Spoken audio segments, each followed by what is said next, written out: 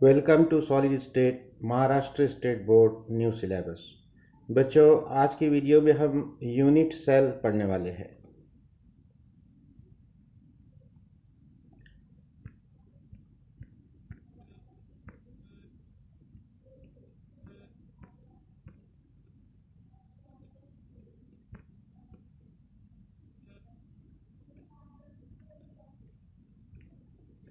बच्चों, ये क्या है आप अच्छी तरह पहचान सकते हैं।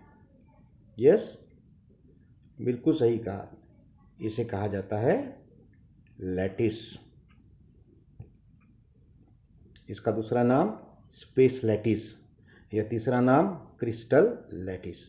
तो लैटिस में बहुत सारे पॉइंट्स होते हैं और हर एक पॉइंट को हम क्या कहते हैं? Lattice point. और इस पॉइंट पर जब हम पार्टिकल रखेंगे, कॉन्स्टिट्यूएंट पार्टिकल, जिसे बेसिस कहा जाता है, तो क्रिस्टल फॉर्म होगा।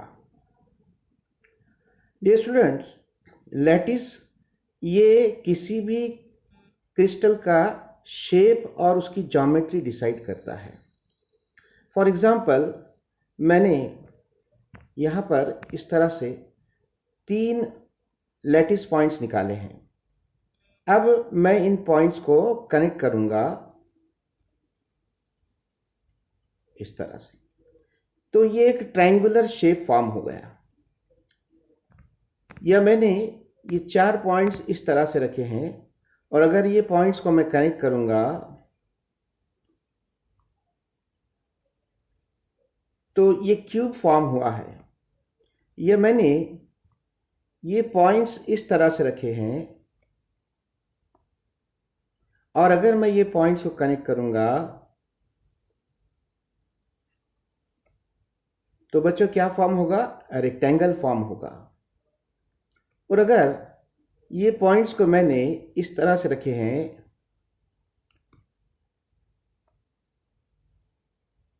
लाइक दिस, और अगर हम ये पॉइंट्स को कनेक्ट करते हैं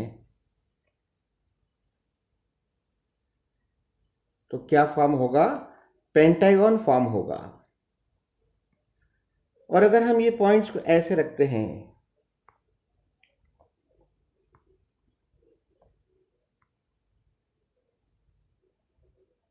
और ये पॉइंट्स को अगर हम कनेक्ट करते हैं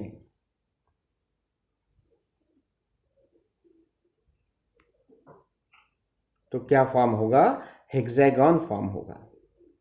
मतलब कहने का, जिस तरह से लैटिस पॉइंट्स की अरेंजमेंट की जाएगी उसी तरह से एक ज्योमेट्रिकल शेप तैयार होगा और वही क्रिस्टल का शेप होगा।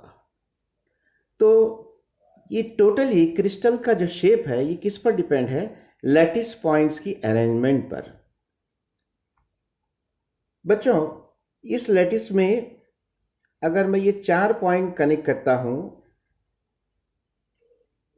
तो इस तरह से एक शेप तैयार होगा, क्यूबिक शेप।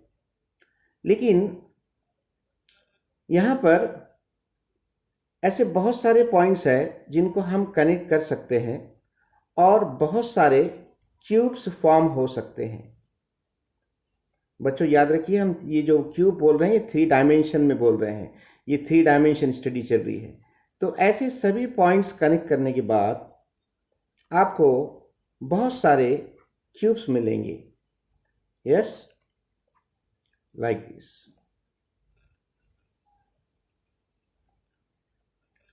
तो ये हर एक क्यूब को हम क्या बोलेंगे? यूनिट सेल बोलेंगे। क्या बोलेंगे? Unit cell. तो लैटिस में बहुत सारे यूनिट सेल्स होते हैं। वाई? क्योंकि लैटिस में बहुत सारे लैटिस पॉइंट्स होते हैं और ये बहुत सारे लैटिस पॉइंट्स को कनेक्ट करने के बाद बहुत सारे यूनिट सेल्स फॉर्म होते हैं। यूनिट का मतलब होता है वन सेल, लेकिन ऐसे वन सेल करते हुए बहुत सारे यूनिट सेल लैटिस में यानी कि क्रिस्टल में मौजूद रहेंगे। अब हम एक सिंगल यूनिट सेल की इसको इस यूनिट सेल को हम अलग से देखेंगे, इसकी स्टडी करेंगे कि यूनिट सेल एक्चुअली 3 डायमेंशन में दिखता कैसे है।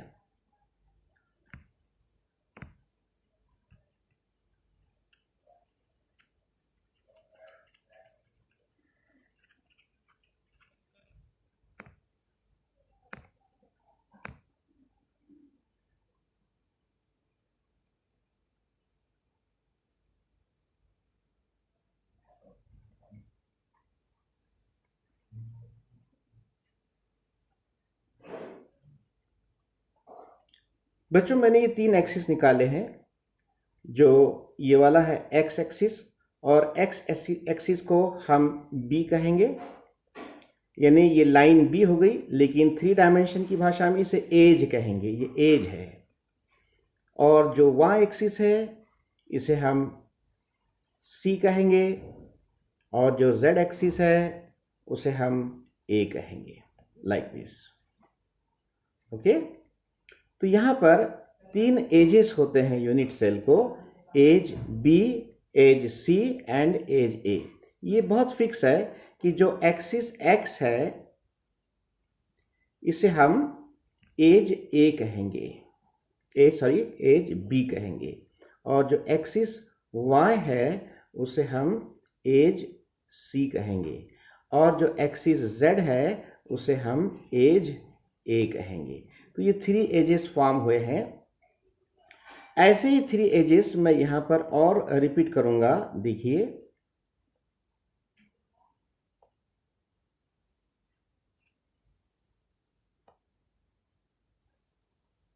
Like this. तो बच्चों अब ये एज को हम क्या बोलेंगे, एज बी, और ये वर्टिकल को क्या बोलेंगे, एज सी। फिर से यहां पर आपको 3 एजेस नजर आ रहे हैं, एज बी जो कि एक्स एक्सिस है, एज सी जो कि वाई एक्सिस है, और एज ए जो कि जेड एक्सिस है। अब हम ये एक्सिस को कनेक्ट करेंगे,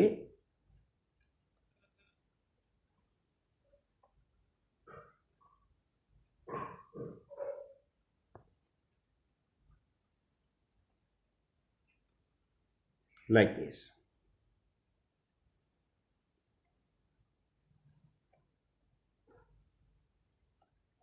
ये हमारा यूनिट सेल तैयार हो गया है, और हर एक कॉर्नर पर यहां पर ये जो पार्टिकल है जिसे हम लैटिस पॉइंट बोल रहे हैं, यहां पर लैटिस पॉइंट है, हर एक कॉर्नर पर लैटिस पॉइंट प्रेजेंट है, और ये लैटिस पॉइंट के ऊपर कॉन्स्टिट्यूएंट पार्टिकल रखा हुआ है इस तरह से।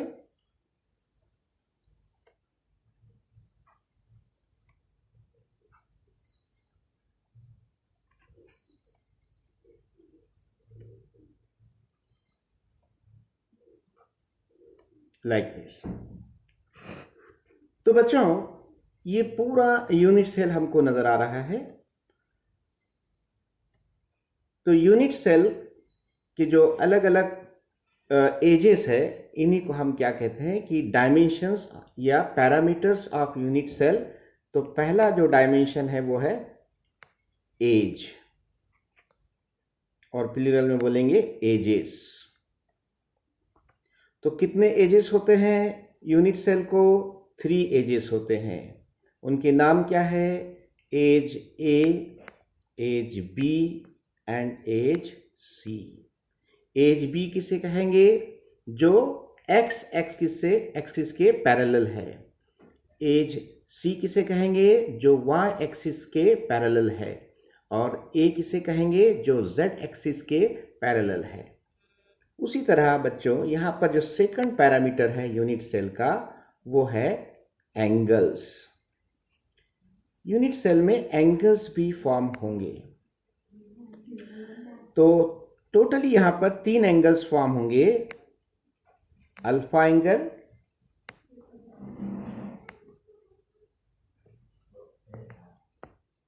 बीटा और गामा। ये 3 एंगल्स यहां पर फॉर्म होंगे। हम बच्चों एंगल को कैसे लिखते हैं, ऐसे लिखेंगे, एंगल अल्फा। एंगल अल्फा हमको यहां पर यूनिट सेल में बताना है कि ये कौन सा एंगल है, कहां का एंगल है। तो जो है एज बी और एज सी, इनके बीच का जो एंगल है इसे अल्फा एंगल कहा जाता है। ओके, एज बी और एज सी, इनके बीच का जो एंगल है इसे अल्फा एंगल कहा जाता है। तो अल्फा एंगल की डेफिनेशन क्या होगी, the angle between edge B and edge C. ये दोनों एजेस के बीच का जो एंगल रहेगा उसे हम क्या बोलेंगे? Alpha angle. चलिए नेक्स्ट एंगल है बीटा एंगल।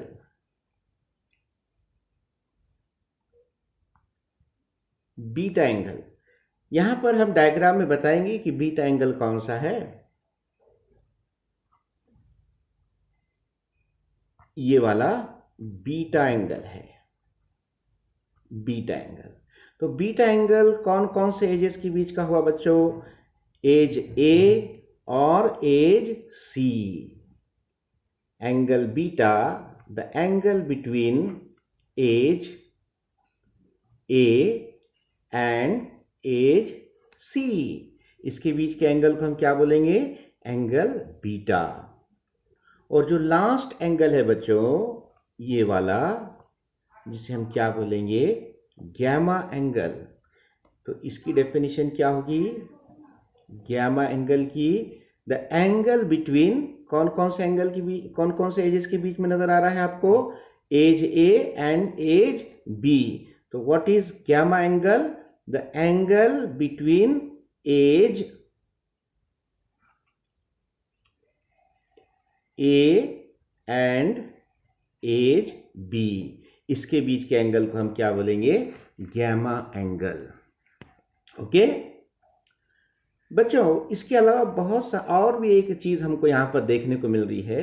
यूनिट सेल को अगर आप ध्यान से देखेंगे, बहुत ध्यान से देखेंगे, तो बताइए इसको टोटल कॉर्नर्स कितने हैं? How many corners do you observe in unit cell? बताइए। बिल्कुल सही कहा, कितने कॉर्नर्स है? 8 कॉर्नर। अगर हम उनको थोड़ा लेबलिंग करना चाहेंगे, उसको काउंट करना चाहेंगे, तो देखिए हम इसको ऐसे काउंट कर सकते हैं। This is the first corner, this is the second corner, third corner, fourth corner, fifth corner, ये सिक्स्थ है, ये सेवंथ है और ये 8 है। इसको 8 कॉर्नर्स है। कितने कॉर्नर्स है? 8 कॉर्नर्स है।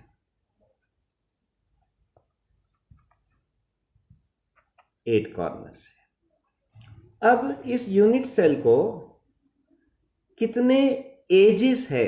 How many edges do you observe totally? कितने एजेस है बता सकते हैं आप? 1 2 3 4। यस, नीचे कितने रहेंगे? 4। 4 + 4 8। और ये जो वर्टिकल है ये कितने हैं? 4 है। तो 8 + 4 12। तो इसको टोटल एजेस कितने रहेंगे बच्चों? 12 एजेस रहेंगे। कितने एजेस रहेंगे? 12। अब इस यूनिट सेल को फेसेस कितने रहेंगे? How many faces do you observe?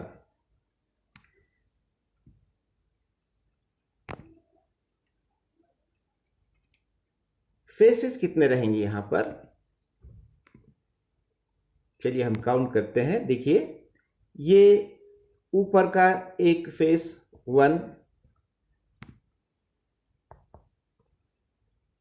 उसके बाद ये नीचे वाला फेस 2, ये साइड वाला 3, ये साइड वाला 4, ये 4 हो गए फेसेस। और एक फेस आपको सामने नजर आ रहा है और एक फेस आपको पीछे नजर आ रहा है। तो टोटल फेसेस कितने हो गए बच्चों? इसको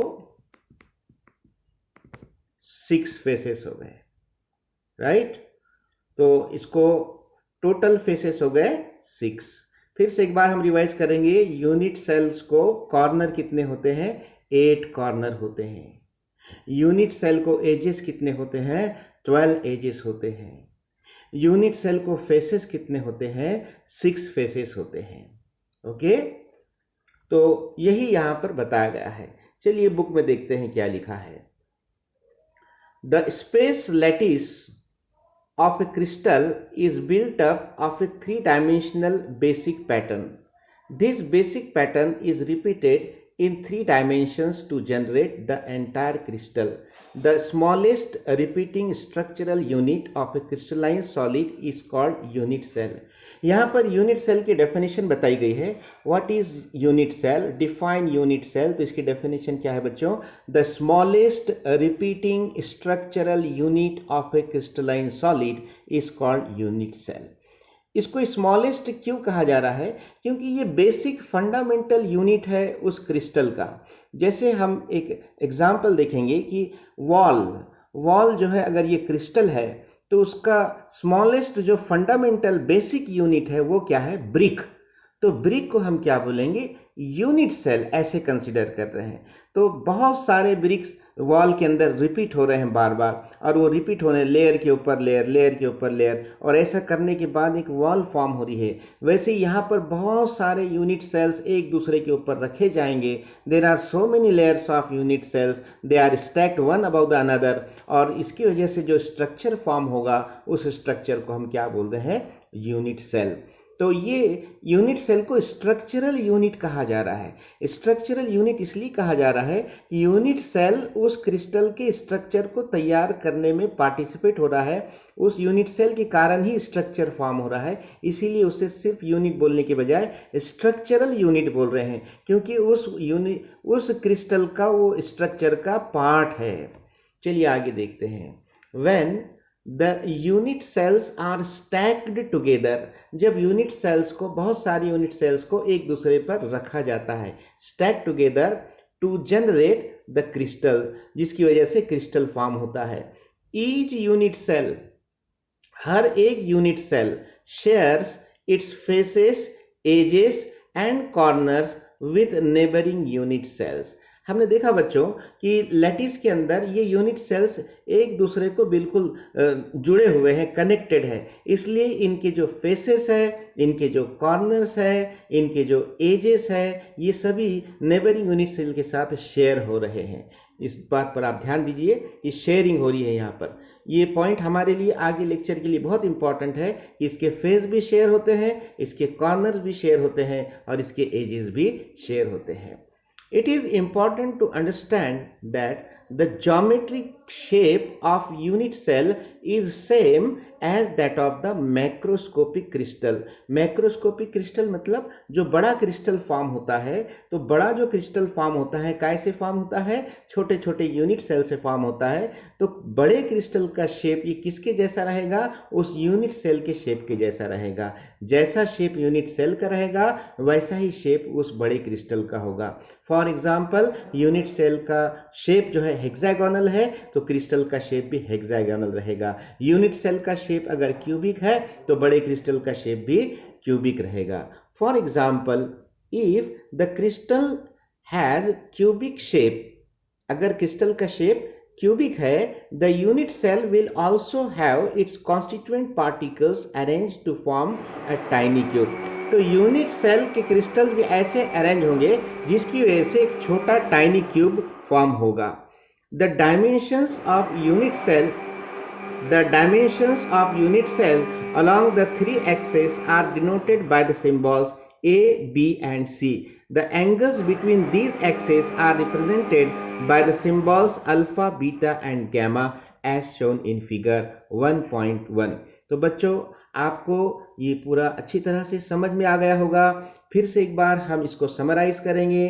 देखिए कि यूनिट सेल को जो एजेस होते हैं वो 3 टाइप्स के एजेस होते हैं। देखो, टोटल एजेस 12 होते हैं, लेकिन टाइप जो है 3 होते हैं।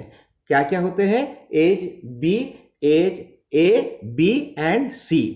3 टाइप के एज होते हैं, edge A, B and C. और एंगल सिर्फ 3 टाइप्स के होते हैं, alpha, beta and gamma. Okay. और अल्फा एंगल ये बहुत ही स्पेसिफिक एंगल है, हम कोई भी एंगल को अल्फा एंगल नहीं कह सकते हैं। ये सिर्फ और सिर्फ 2 एजेस हैं, जो एज बी और एज सी, इनके बीच के एंगल को ही हम अल्फा एंगल कहेंगे। आप बोलेंगे मेरा दिल बोल रहा है कि मैं इस एंगल को अल्फा बोल देता हूं। नहीं, यहाँ पर बहुत स्ट्रिक्ट रूल है कि आपको एज बी और सी के बीच के एंगल को ही अल्फा एंगल कहना है। और एज बी और सी का भी रूल हमने फिक्स कर दिया है कि एक्स एक्सिस को हम बी बोलेंगे, एज बी बोलेंगे, और वाई एक्सिस को हम जो है एज सी बोलेंगे। अब एंगल बीटा क्या होता है बच्चों? What is beta angle? The angle between edge A and C. अब यहाँ पर एज ए हमने फिक्स कर दी है। What is edge A? यानी ऐसी एज जो z एक्सिस के पैरेलल है, जो z एक्सिस है उसे हम एज ए कहेंगे। तो एज ए और सी के बीच के एंगल को हम क्या कहेंगे? बीटा एंगल कहेंगे। और एंगल जो गैमा है ये किसके किसके बीच का एंगल है? Edge A and edge B, इनके बीच के एंगल को हम क्या कहेंगे? Gamma angle. तो यहां पर यूनिट सेल में एजेस 3 टाइप के हैं, edge A, edge B and edge C. और यूनिट सेल में एंगल्स 3 टाइप के हैं, अल्फा एंगल, बीटा एंगल और gamma angle. Dear student, unit cell को कॉर्नर्स कितने होते हैं? 8 कॉर्नर्स होते हैं। और उसको एजेस कितने होते हैं?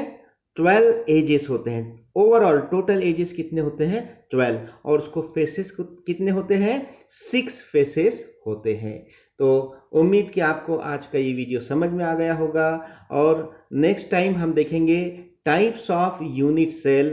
तो ये अगला वीडियो आप मिस ना करें। Thank you very much. Have a good day.